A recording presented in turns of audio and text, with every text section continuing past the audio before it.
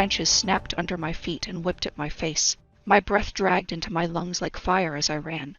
My muscles were ready to give out, but I couldn't stop. That was the one thing I knew. I couldn't stop running. The moment I stopped, I was dead. My ankle rolled as I hit a patch of uneven ground, and Sarah grabbed my hand to yank me up. She was in better shape than I was. She had the breath to ask if I was okay. But her lips were pressed tight together. She shook her head at me not to let any gasps of pain escape. No words. No more sound than we had to make. Her hand clung to mine until she was sure I was running on my own. The dull ache in my ankle stabbed with every step, but it was only one more twinge of pain. In the past hours, days, weeks, I had run until my legs quite literally gave out, slept on rocky ground, woken to screaming muscles and pushed myself to run again, and become accustomed to the pangs of hunger in my stomach. A rolled ankle was only more of the same. I didn't know how long we had been running, and I couldn't remember why we were running in the first place. I didn't even remember how I had met Sarah. That memory was lost somewhere, somehow. All I knew was that Sarah was my only defense against whatever was stalking us. The forest was so dense that we stumbled into a clearing before we realized what it was. A hawk screamed above us, an unnatural sound somehow. My blood ran cold and I pushed myself into a sprint. Keep running, keep running. The moment you stop, you die. We never made it to the other side of the clearing. The hawk arrowed down to hover in front of us, and we skidded to a stop. Before my eyes, it changed to a man. He dropped lightly to a crouch and stood, his eyes fading from a hawk's yellow-orange to a human brown. He wore a uniform not unlike Sarah's, well worn and padded, with the hilts of a few knives glinting in the dim light. Braddock. Sarah spat the name. Her blonde hair glinted in the moonlight. She was trying to be angry, but it was clear even to me that she was terrified.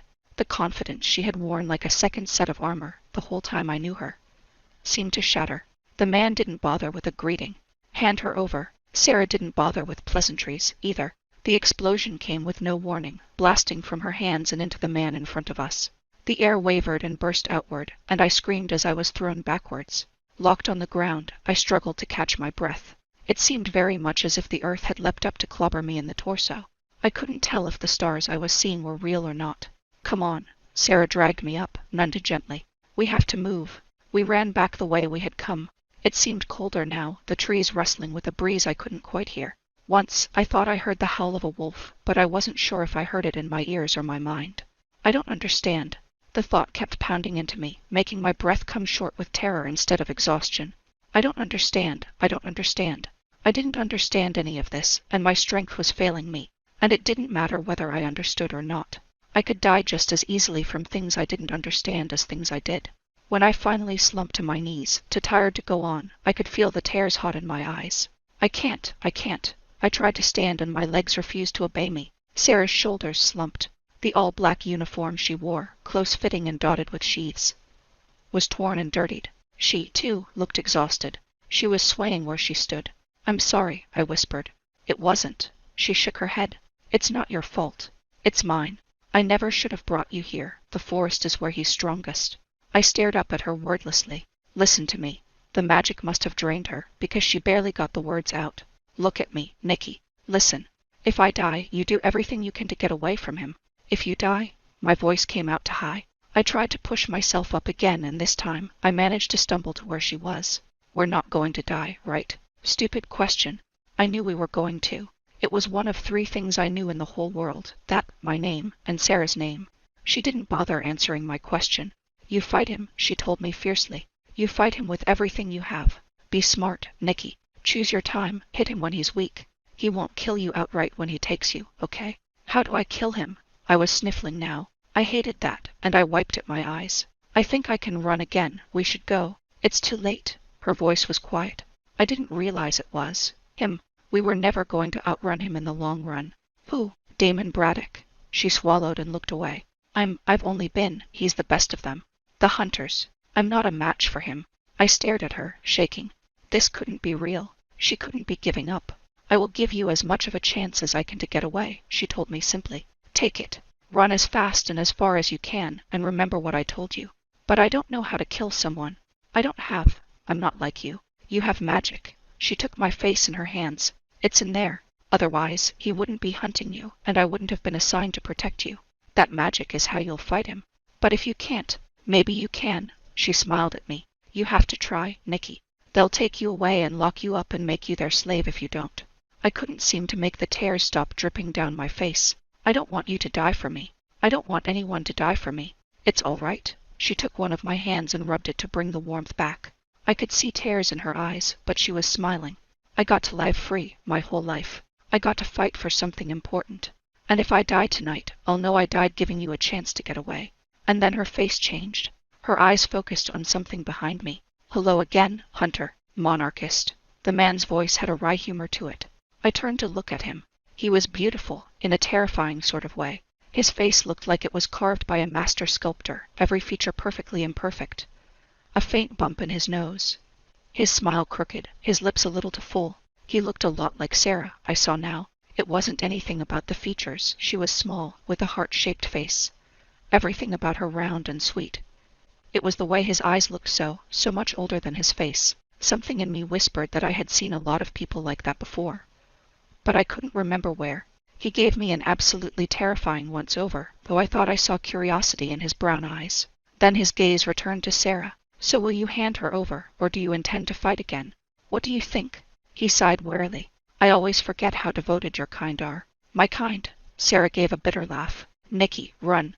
I barely got out of the way of the explosion, hers or his, I wasn't sure. And I took off into the forest with every ounce of strength I had left. My legs were shaking and my throat felt so raw that I could taste blood.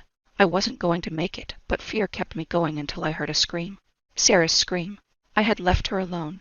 My feet took me back faster than they had taken me away. It wasn't about strength or stamina now. It was about the fact that she was dying.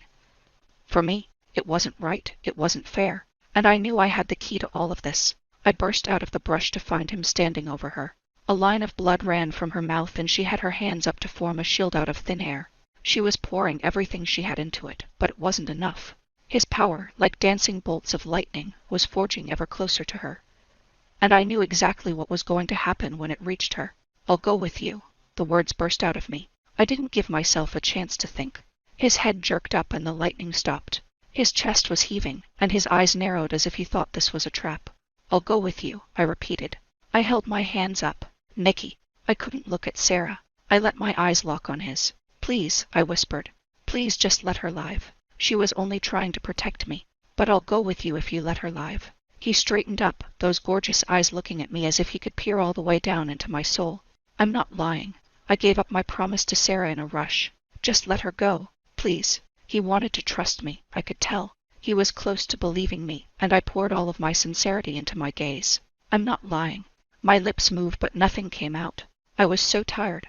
Whether or not he would have listened, I never got to find out. Sarah launched herself up off the ground with a yell, heedless of my scream to stop. I saw the flash of steel in one hand, runes glittering along the blade as she made to drive it into his chest. Power arced along the length of the dagger, making ripples in the night air.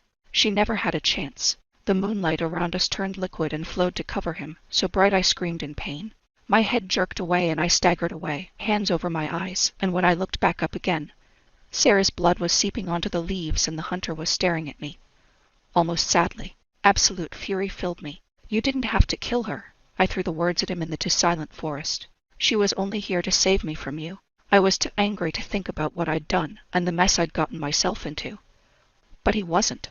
He didn't waste his time with answering me. Roots sprang from the ground to twine around my arms and legs, holding me in place as he stepped over Sarah's body.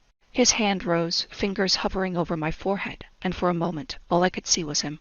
I could feel the heat of him, see a tangle of something behind his eyes, uncertainty. Whatever it was gone quickly. Sleep. His voice was low, and one finger touched my forehead lightly. Burning like a brand, the roots released me as I fell into his arms. My mind was still awake, trying to scream bloody murder for him to put me down. But my body was limp as he carried me away. And though I tried to keep my gaze fixed on Sarah, my eyes drifted shut without my volition and locked me in darkness.